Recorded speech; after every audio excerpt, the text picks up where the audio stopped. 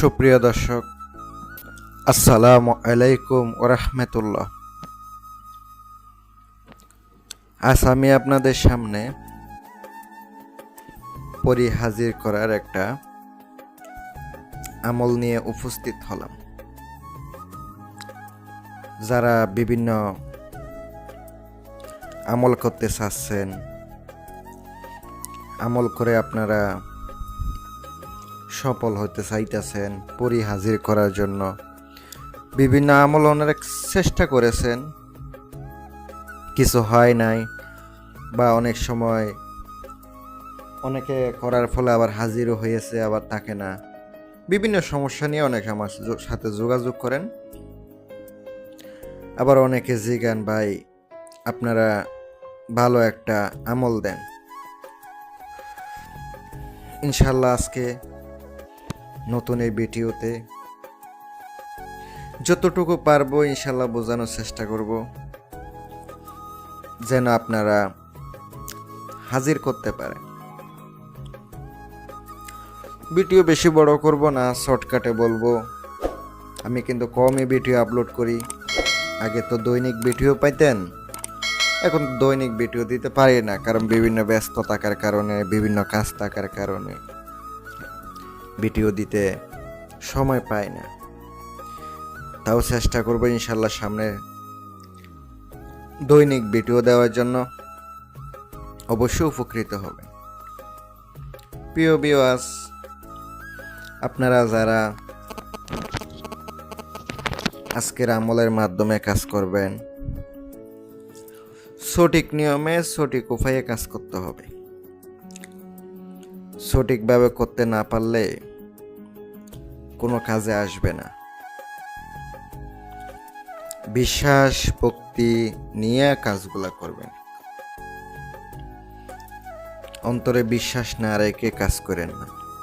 চাইলে আপনারা আংটি নিতে পারেন আমার কাছ থেকে। স্ক্রিনে তাকানো মোবাইল নাম্বারে যোগাযোগ করিবেন। প্রিয় ভিউয়ার্স, স্ক্রিনে একটা আমি আপনাদেরকে মন্ত্র লিখে দিছি, মুখস্থ করে নেবেন। আর যারা শরীর বন্ধ করা বিভিন্ন আমল আছে, তারা আমল করে নেবেন। শরীর বন্ধ করে পরে আমল করার চেষ্টা করবেন, কামিয়াবি হতে পারবেন। নিরামিষ খাইবেন, শরীর বন্ধ করে নেবেন। ভালো একটা রুম দরকার হবে, যে রুমে শুধু আপনি থাকবেন আর কেউ থাকবে না। পাক পবিত্র একটা আসন করবেন। আর অবশ্যই আগরবাতি জ্বালায় নেবেন, মোমবাতি জ্বালাবেন। পরে আপনি মন্ত্রটি চোখ বন্ধ করে রাত্রে 12টার পরে পাঠ করবেন। রাত্রে 12টার পরে পাঠ করবেন। ইনশাল্লাহ মন্ত্রটা আপনাকে পড়তে হবে মাত্র 301 বার।